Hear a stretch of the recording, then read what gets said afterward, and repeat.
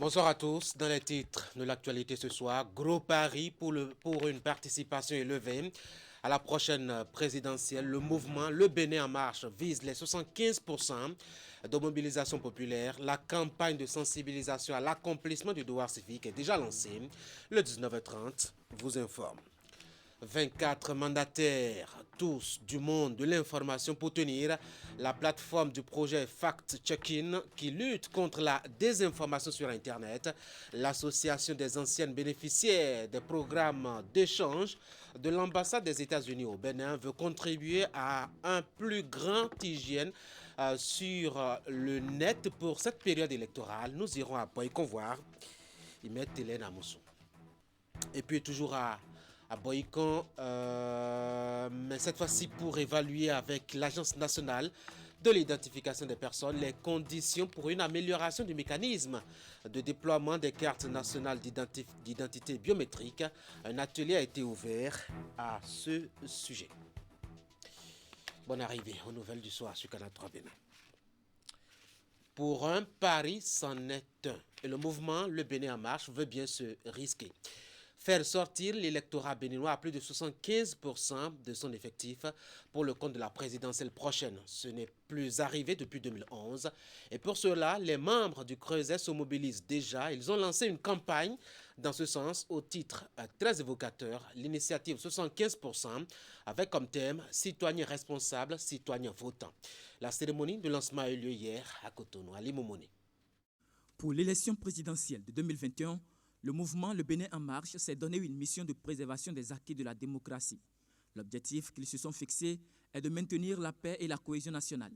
En d'autres termes, ils parlent de l'amour de la patrie et de la solidarité au sein des citoyens. Le projet est dénommé Initiative 75%.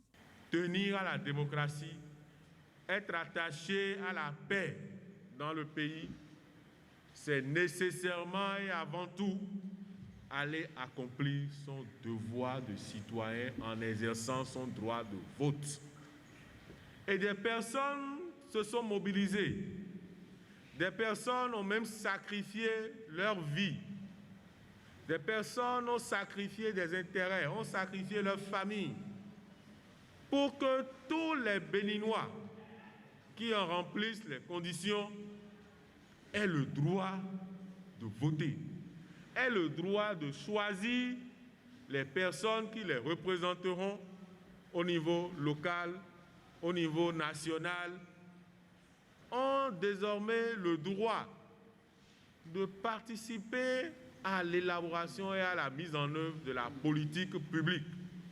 Et c'est cela la vitalité de notre démocratie. Le périple commence ici, dans le 13e arrondissement de Cotonou. Et face à la population, les membres du Bureau national du mouvement Le Bénin en marche et de la coordination départementale du littoral ont expliqué le bien fondé de la bonne citoyenneté. Le thème développé est intitulé « Citoyens responsables, citoyens votants ». Le citoyen n'est pas seulement celui-là qui a des prérogatives et qui les exige. Le citoyen, c'est d'abord celui qui accomplit son devoir citoyen. C'est lorsque vous accomplissez votre devoir vis-à-vis de la République que vous avez le droit d'être citoyen. Et il n'y a pas meilleure façon de démontrer ou d'exercer sa citoyenneté que d'aller accomplir son devoir de vote, que d'aller exercer son droit de vote. Parce qu'aller voter est non seulement un devoir, mais aussi un droit. Et nous n'avons pas de doute que tous les Béninois, quelle que soit leur tendance, quelle que soit leur sensibilité politique, ont à cœur le devenir de ce pays, ont à cœur l'amour pour ce pays. Plusieurs personnalités ont pris part à cette rencontre de sensibilisation. Et à tour de rôle, elles ont aussi fait des témoignages et appelé les uns et les autres à la préservation des acquis de la démocratie béninoise. À l'occasion, une cellule de 27 membres est installée pour poursuivre les actions de l'initiative 75% dans le 13e arrondissement de Cotonou. Il en sera de même sur toute l'étendue du territoire national. Politique encore, avec la manière et surtout un slogan. Quand on dit Dynamique Tata, pensez désormais au duo Talon Talata qui porte les couleurs de la mouvance rupture pour la présidentielle prochaine au Bénin. Dynamique Tata donc, une trouvaille des fils et filles du département de l'Atakora pour défendre et promouvoir les réalisations de Patrice Talon. C'est un mouvement officiellement sorti samedi dernier pour batailler dans le cadre de la présidentielle d'avril prochain. Alassane Aruna pour le point. Né de la volonté de la jeunesse de l'Atakora, originellement militant et sympathisant des deux blocs de la majorité présidentielle, la dynamique Tata, entendée Talon Talata, est un creuset politique qui a vu le jour au lendemain de la constitution du duo Patrice Talon, Marian Jimé Talata. Engagé pour une même cause, militer en faveur du développement intégral du pays suivant le modèle de gouvernance du président Talon, cette jeunesse consciente entend soutenir les actions du chef de l'État. Les réformes politiques ont effectivement été engagées. Notamment, il y a eu la révision de la Constitution ou la modification de la Constitution du 11 décembre 1990 qui est venue renforcer et renouveler notre modèle démocratique. Il y a eu des mesures d'amélioration du climat des affaires, des mesures de renforcement du système de gestion des finances publiques, des mesures de renforcement des capacités énergétiques du Bénin qui ont permis d'installer une puissance énergétique propre de 181,5 MW, faisant passer le taux de dépendance de 90% à 30%. Le développement inclusif prôné par le régime en place est donc en marche. Voilà pourquoi la dynamique Tata l'encourage à maintenir le cap afin que les résultats escomptés soient atteints. La dynamique Tata est convaincue de la marque Talon qui se résume en un mot fort, départ, qui signifie diagnostic, étude, planification, audace, réalisation et transparence. Autant de qualités qui renforcent davantage la confiance entre le chef de l'État sortant et ses jeunes de l'Atakora. Vous avez déjà fait l'éloge de notre cher président qui a compris que l'Atakora était délaissé. Aujourd'hui, nous pouvons être heureux. Nous pouvons dire qu'il y a l'alphatage, il y a la construction du marché régional de notre Tengou. Si nous allons à Tangueta, on va dire il y a la construction du terrain de sport pour les jeunes. On va à Kwande, on dira ici, il y a la construction du terrain de sport. On va à Kérou, on va dire construction. Aucune commune n'a été oubliée. C'est ça qu'on appelle la gestion d'un pays. Nous devons nous mettre au travail. Et les moyens seront personnels. À peine installée, l'instance dirigeante de la dynamique Tata entend travailler dans les tout prochains jours pour maintenir la paix avant, pendant et après le scrutin présidentiel, tout en exhortant les citoyens à une participation massive afin de minimiser le taux d'abstention. Un peu de dévotion dans ce journal maintenant, et on va toujours rester dans la région. Les fidèles musulmans de Djougou ont prié pour le président Patrice Talon. Ils ont été mobilisés à cet effet par les hommes politiques de la commune. C'était samedi. Ils ont dit avoir demandé à Allah d'accorder grâce et paix sur le Bénin pendant tout le temps électoral en cours actuellement. Alassane Aruna. Pour une élection présidentielle apaisée en avril 2021, la communauté musulmane de Djougou a choisi la voie spirituelle en initiant cette grande prière musulmane dans la mosquée centrale de la ville. Mobilisé autour du ministre d'État Abdoulaye Bio Tchane, du maire Abdoul Malik Seibou et des honorables députés natifs de la localité, le collectif des imams de Djougou et de Nati Tengou se sont joints aux têtes couronnées, sages et notables de la ville pour implorer la grâce divine afin que l'élection présidentielle à venir se passe dans la paix et la quiétude totale. Nous prions Allah qu'il bénisse nos acteurs politiques et particulièrement le chef de l'État, que Dieu lui donne la santé.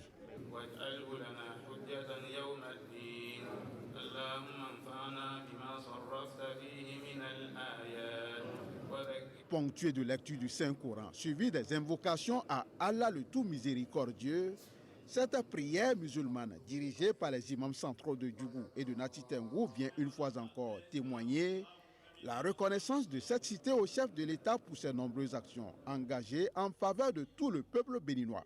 La prière a été choisie à cette mosquée et c'est pour notre président.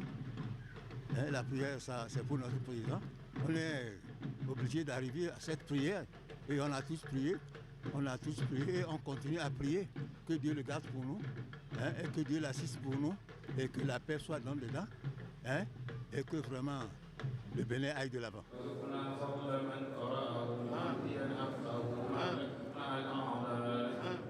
La présente randonnée spirituelle n'est que le début d'une série qui va s'étendre à toutes les mosquées de la cité des Pétoni, Nyorayata Kora, reconnue pour son attachement à l'islam.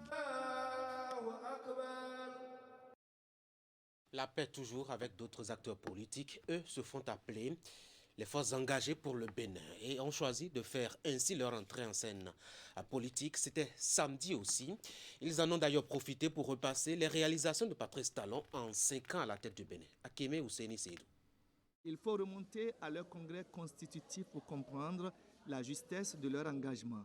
Les forces engagées pour le Bénin l'ont clamé à qui veut l'entendre, qu'elles se positionnent en bouclier du régime Talon et sans aménagement aucun. Elles se sont investies de la mission de vulgariser les actions entreprises et les réalisations opérées relativement à la mise en œuvre du programme d'action du gouvernement. Ce samedi, pour acter leur entrée politique, elles ont bénéficié de la mobilisation non seulement des leurs, mais surtout de la présence de leurs pairs séduites par la gouvernance actuelle. Quand on est engagé, on rassemble les forces et on avance. Et c'est ce que j'ai compris dans l'appel que vous m'avez fait. Et je vous remercie pour cet honneur.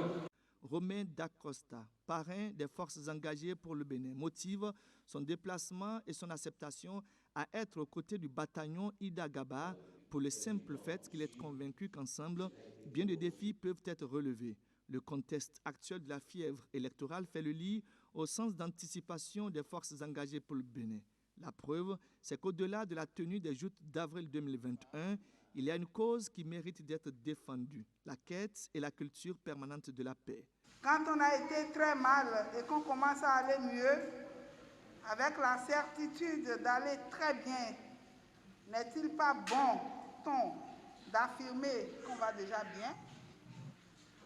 Ce n'est pas pour se faire du peu, mais plutôt pour entretenir, voire renforcer ce qui a permis d'aller mieux. Notre mouvement s'est positionné aux côtés du chef de l'État depuis longtemps et poursuit sa marche pour la construction et le développement du Bénin. Il a œuvré pour que l'unité nationale soit consolidée. Cette unité nous permet de préserver la paix et de rétablir très vite notre concorde quand il nous arrive par moment de nous chamailler. J'invite donc tous les militants des 12 départements du Bénin à se mobiliser pour la paix. Pour la paix, les forces engagées pour le Bénin vont écumer les hameaux des 77 communes du Bénin et l'ambassadrice porte-flambeau de cette croisade à nom, Ida Gaba. Actualité politique encore, mais cette fois-ci sans élan religieux. Nous sommes chez les Républicains qui ont envoyé samedi quelques-uns des leurs rencontrer la presse pour un moment de discussion. C'est en fait pour apporter, ont-ils dit, quelques précisions rectificatives à propos des diverses déclarations liées au parrainage et qui ont laissé certaines âmes perplexes. Moment de désintoxication donc, au cours d'un point de presse dont nous rendent compte ici Ulrike Gaba et Moufid Saboua. Face à la presse, 3 députés du bloc républicain. Au cœur de cette sortie médiatique, les polémiques qui agitent l'opinion publique depuis quelques jours autour du parrainage des candidats. Les députés BR relèvent des contre-vérités et s'indignent des fausses informations distillées dans la masse. Le caractère non impératif de notre mandat en tant que député nous impose d'agir en autonomie. Nous n'oublions pas les barrières politiques sous lesquelles nous sommes présents au Parlement. Nous n'oublions pas. Puisque nous véhiculons, nous adhérons à ces valeurs-là. Mais nous avons attendu, mais des heures et des heures. Et pour assister à quoi? Dans la même journée, un balai de communiqués pour dérouter, pour matérialiser ce que nous avions déjà soupçonné qui était la vaste escroquerie qui devait être faite au peuple béninois.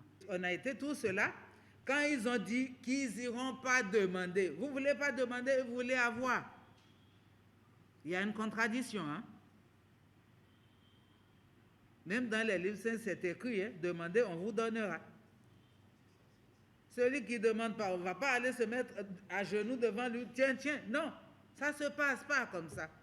Ceux-là qui crient aujourd'hui, là, hier, quand ils étaient à l'Assemblée, c'est eux qui ont été d'accord avec le parrainage. Posez-les alors la question, pourquoi ils sont allés déposer leur candidature en duo? C'est parce qu'ils ont accepté la loi qu'ils l'ont fait. Deuxième chose, pourquoi ils n'ont pas payé 250 millions, ils ont payé 50 millions de caution? C'est la même loi qui dit ça. Plusieurs autres sujets d'intérêt commun sont abordés par les élus du peuple. Au nombre des sujets évoqués, la supposée prorogation du mandat du président Talon et le respect des tests de la République dans une norme purement sélective et personnelle.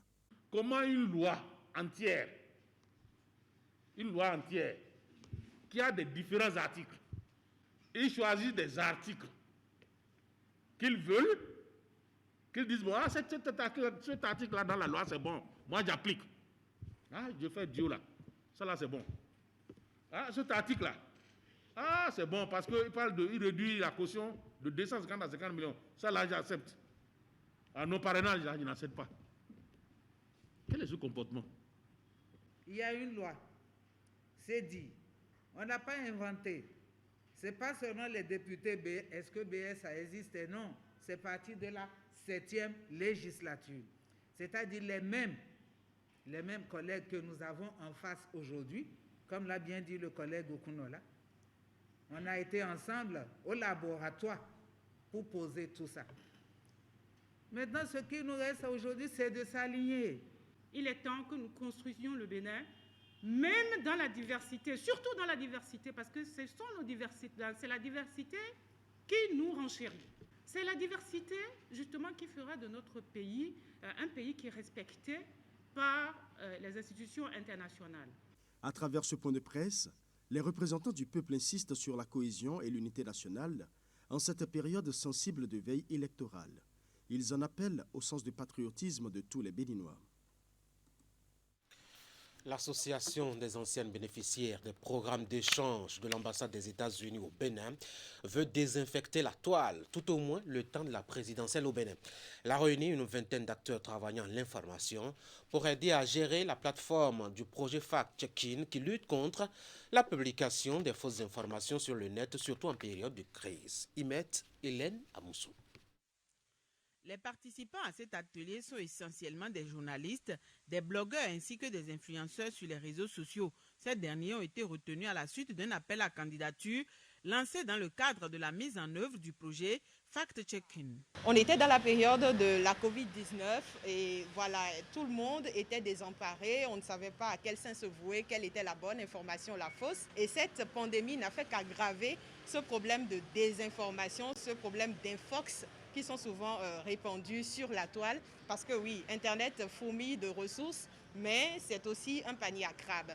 Donc nous nous sommes dit, voilà, nous avons des compétences, nous allons nous réunir pour enfin donner une réponse forte, une réponse belle à cette désinformation-là. Alors nous avons créé une plateforme, la plateforme du Fact-Checking Project, qui permet à toute personne d'accéder à la bonne information. C'est dans les deux sens. L'équipe du projet vérifie, corrige les informations, mais en tant que population, en tant que communauté, vous pouvez aussi, sur la plateforme, présenter des requêtes. Donc, à travers cette formation, on pourra apprendre désormais à vérifier l'information. Donc, dès que nous avons une information dont nous ne savons pas vraiment la source et si c'est vraiment vrai ou pas, cette plateforme pourra nous permettre de vérifier. Fact-Checking est porté par l'Association des anciennes bénéficiaires des programmes d'échange américains USBWA. Le projet ambitionne d'impacter le public à travers la formation d'une équipe chargée de gérer une plateforme d'information. Bien d'autres objectifs comme la gestion du site et des comptes de médias sociaux associés, la mise en place d'une cellule de veille stratégique pour la surveillance et la correction des informations, la fourniture de nouvelles exactes sur la COVID aux communautés sont envisagés. Fact-Checking est l'un des nombreux projets portés par l'USBWA. On leur apprendra comment reconnaître une photo fake, donc une fausse image, parce que ça circule beaucoup sur les réseaux sociaux. On leur apprendra comment déconstruire une fausse information et la reconstruire, comment rédiger un article de fact-checking Parce que quand vous avez fini de vous rendre compte que c'est faux avec les outils qu'on va vous donner, il faut que vous soyez en mesure de donner la bonne information. Moi, j'ai donc été missionné pour discuter avec vous ce matin, particulièrement de ce qui concerne les fausses informations qui transitent sur ou qui sont générées par sur les réseaux sociaux. Financé à hauteur de $10 980 US, le projet Fact-Checking va durer 12 mois. Démarré en 2020, il prend fin en septembre 2021. À la fin, la plateforme sera cédée à WANEP Bénin, à l'Union des professionnels des médias du Bénin UPMB et à l'Association des blogueurs du Bénin ABB qui sont aussi des partenaires du projet. Mais voilà, on va oublier un peu la politique maintenant et parler de développement. La ville de Comé a désormais, et ceci physiquement, son tribunal de première instance de deuxième classe depuis vendredi. Les justiciables y vont chercher justice et actes administratifs d'importance après l'inauguration du bâtiment par le garde des Sceaux. Geoffroy Messin et Florent Dou étaient de la partie. Bienvenue dans les locaux du tribunal de première instance de deuxième classe de Comé. Récemment créée par le gouvernement de la rupture et du nouveau départ, cette maison de la justice ouvre cet après-midi du vendredi 12 février 2021 officiellement ses portes à travers cette cérémonie d'inauguration de ses locaux. L'inauguration de ce jour marque ainsi l'aboutissement d'un projet de longue haleine attendu par nos concitoyens et des justiciables, porté et soutenu par le gouvernement de la rupture. C'est une réussite. Situé dans le département du Mono, le tribunal de première instance de deuxième classe de Comé est désormais une réalité physique conformément aux réformes intervenues au niveau du secteur de la justice. Sa mise en service vient pour soulager les justiciables des communes de Comé, Bopa et de Grand Popo qui étaient jusque-là obligés de se référer chaque fois au tribunal de Ouidah. Je crois donc utile d'appeler tous les fils et toutes les filles de ces trois communes à faire leur ce symbole de l'état de droit et de contribuer à lui conférer pleinement son rôle de pilier essentiel de notre démocratie. Ce rapprochement de la justice des justiciables de Comé, Bopa et Grand Popo est un pas de géant vers la déconcentration des services de la justice. Les locaux ainsi mis en service sont provisoires. Nous demanderons au gouvernement, tel que l'a dit tout à l'heure monsieur le maire de la commune de Comé, le souhait, si tant souhaité, pour les sages que nous sommes, pour les têtes couronnées que nous sommes, que ce tribunal soit réalisé le plus tôt possible. Je confirme qu'ici, nous sommes dans un lieu provisoire et que les dispositions sont déjà prises pour que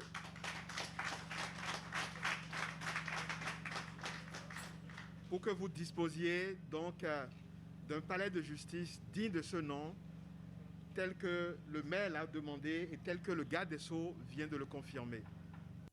Selon le maire de Comé, le conseil communal a déjà mis à la disposition du ministère de la Justice et de la Législation un domaine de 20 hectares pour abriter un palais de justice digne du nom, la résidence des magistrats et une maison pénitentiaire.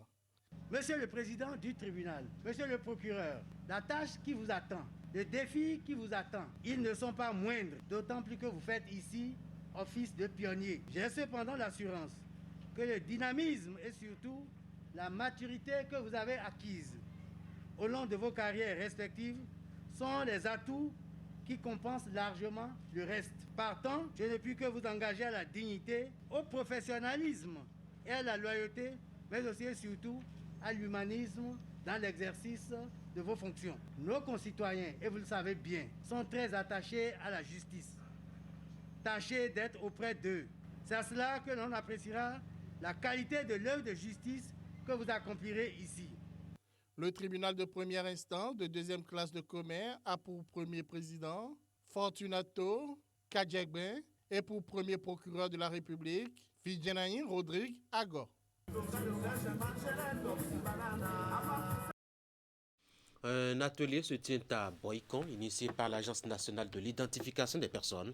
C'est pour travailler à améliorer le mécanisme de déploiement des cartes nationales d'identité biométrique. Voici le compte rendu de l'ouverture de la séance de travail avec Imet Hélène Amousso. Pour les participants, l'atelier vient à point nommé. Il va permettre de répondre à plusieurs questionnements, notamment ceux relatifs au déploiement de la carte nationale d'identité biométrique. Qu'ils vous souviennent, la loi numéro 2017-08 du 19 juin 2017, promulguée la même année, stipule que la carte nationale d'identité est désormais une carte biométrique. Dès lors, l'Agence nationale d'identification des personnes ANIP, dans une approche méthodique, multiplie les actions en vue de la bonne mise en œuvre de la réforme de l'identification formelle des citoyens engagée par le gouvernement. Le passé comparé au présent montre résolument que le gouvernement s'est donné l'ambition de transformer la gestion des citoyens. Cette transformation est profonde. Elle connaît parfois des résistances, elle connaît parfois des hésitations, des interrogations. Les assises de Boycon visent donc à imprégner davantage les acteurs à divers niveaux du mécanisme de déploiement de la nouvelle version de la carte nationale d'identité.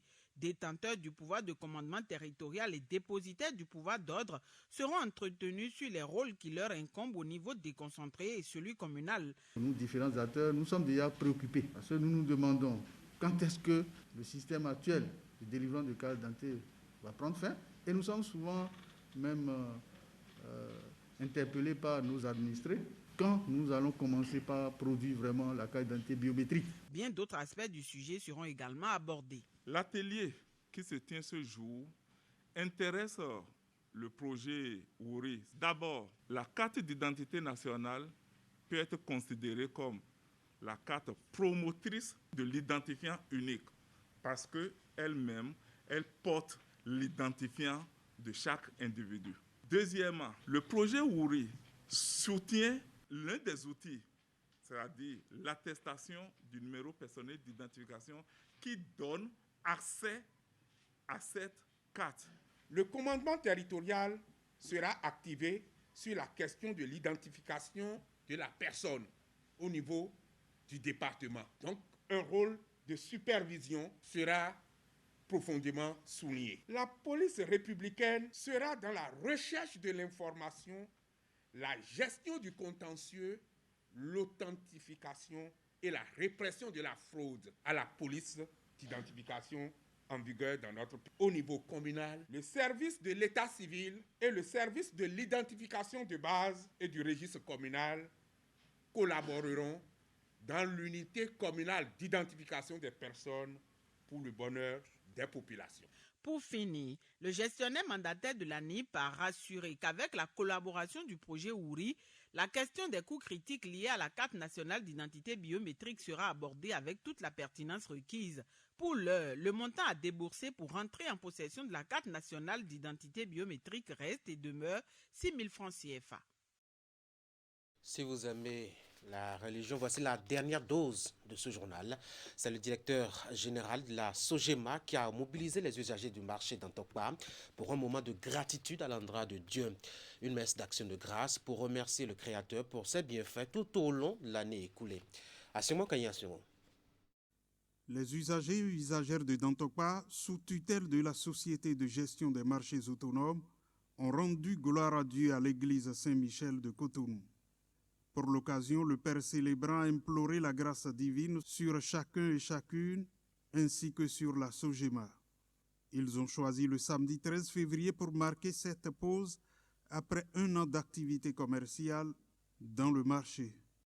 Il est de bon ton qu'on puisse venir dire merci à ce grand Dieu qui nous a protégés pendant un an. Nous sommes là aujourd'hui pour lui dire merci parce qu'il ne mérite que des actions de grâce. Donc nous sommes venus lui rendre grâce ce matin, nous les usagers du marché Tokpa. Offrande de louanges, tout était au rendez-vous pour que chacun exprime sa joie. À leur côté, le préfet de l'Atlantique, Jean-Claude Kodjia, et le directeur général de la Société de gestion des marchés autonomes, Armand Gansé.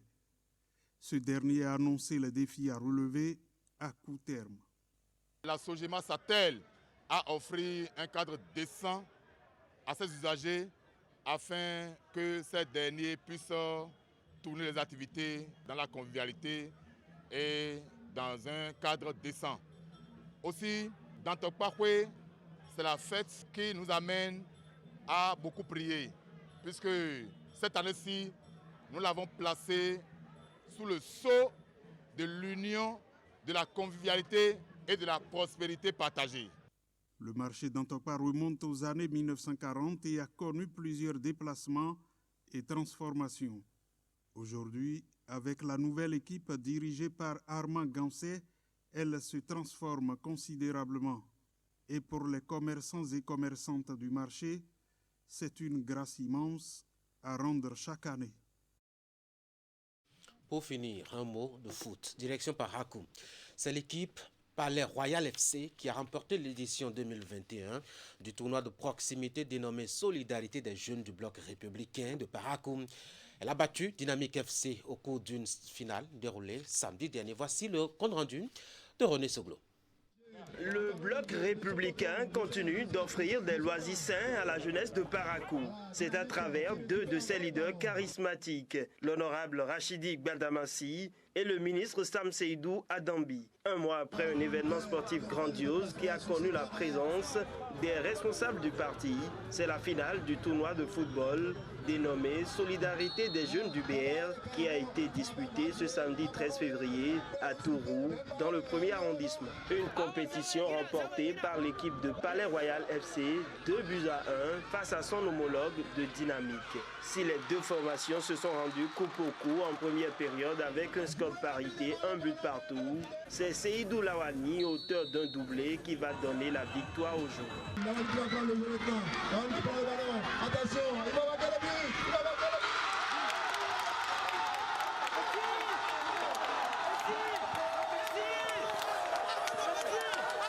Je suis dépassé, je suis vraiment ému par le match. Vraiment, l'équipe adverse a essayé de faire quelque chose, mais nous sommes très avancés par rapport à eux. Ce sont des petits, des jeunes. Bon, ils ont essayé vraiment. Je suis vraiment content. Vraiment, nous allons remercier notre honorable Rachid Gbadamassi qui est toujours à la portée des jeunes. Vraiment, c'est un député qu'on doit beaucoup remercier. Je remercie tout le monde. Je crois que le match a été très bien joué à notre part, mais on n'a pas été très tôt et a été à la hauteur. C'est ça qui a fait qu'ils ont pu nous gagner le match. De son côté, le député à l'Assemblée nationale revient sur l'importance d'une telle activité. Au Bloc républicain, nous sommes structurés, nous sommes organisés. L'organisation de ces tournois font partie de l'animation de la vie politique. Nous n'avons pas le droit, en tant que leader politique, d'infantiliser l'animation de la vie politique. Nous ne devons pas désacraliser l'animation de la vie politique. À part ces observations pertinentes face à l'actualité de la vie politique dans la cité des Kobourou, l'honorable Rachidi Gbadamassi va adresser un message de paix aux populations en cette veille de l'élection présidentielle. Nous devons combattre toute violence et nous devons donner l'exemple. La vitesse que doit donner l'exemple de la paix. Nous remercions le bureau exécutif du Bloc républicain qui nous a autorisé à organiser cette compétition. Et ce ne sera pas tout. L'honorable Rachidi Gbadamassi annonce les jours à venir des descentes au niveau des autres communes de la 8e circonscription électorale, ceci à la gloire du Bloc républicain. Mesdames et messieurs, ce sera tout pour cette session d'information. Nous y avons évoqué ces moments de dévotion à Dieu, de la part surtout d'acteurs politiques, soit pour la paix sur le Bénin en 7 ans électoraux, soit sur le chantre de la rupture Patrice Talon pour ses 5 ans passés à la tête du pays. Djougou, Natitengu, Cotonou, Tantokpa, et tout cela, le même jour, on aurait pu parler du samedi du recueillement national. Il y a eu tout de même quelques éléments pour casser le rythme. L'inauguration du tribunal de Comé, par exemple, ou l'atelier pour une campagne de désinfection de la toile pendant ces moments électoraux grâce à une veille citoyenne à Boycon, ou encore la finale du tournoi, vous l'avez constaté tout à l'heure, de football de proximité à Parakou. Nous avons fait le tour du Bénin, sinon presque. Voilà, c'est tout pour ce 19h30. Merci d'avoir été là. Vous passez une excellente soirée. Bonsoir.